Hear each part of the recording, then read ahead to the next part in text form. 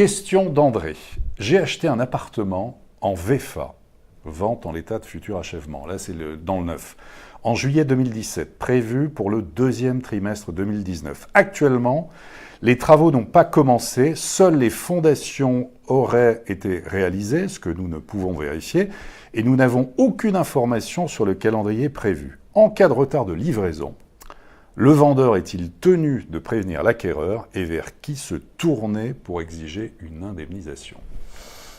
Il y a également... Le retard dans le neuf, il y a beaucoup de questions dans le domaine. Il y a également une double question, c'est-à-dire quels sont les recours et les droits à indemnisation et comment faire et le promoteur doit-il me prévenir. Normalement, tout est régi par le contrat qui a été signé devant notaire pour l'acquisition et la signature de la vente en l'état futur d'achèvement. Le vendeur s'engage dans l'acte à livrer les biens dans un délai déterminé sous réserve de la mise en application de causes légitimes de suspension, c'est le nom qu'elle porte.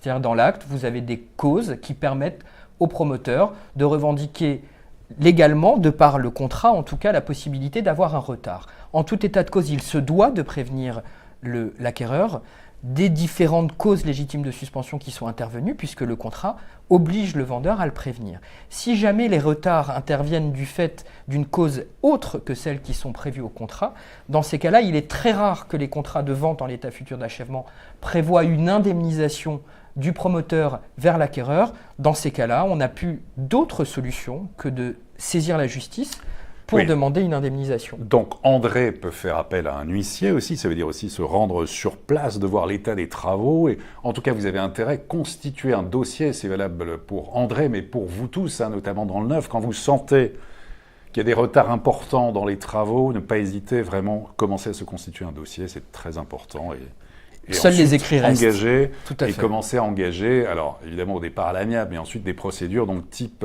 huissier ou saisir un avocat. Tout à fait, huissier pour constater la défaillance du promoteur dans son obligation contractuelle et avocat pour lancer la procédure et demander au juge une juste indemnisation du préjudice subi.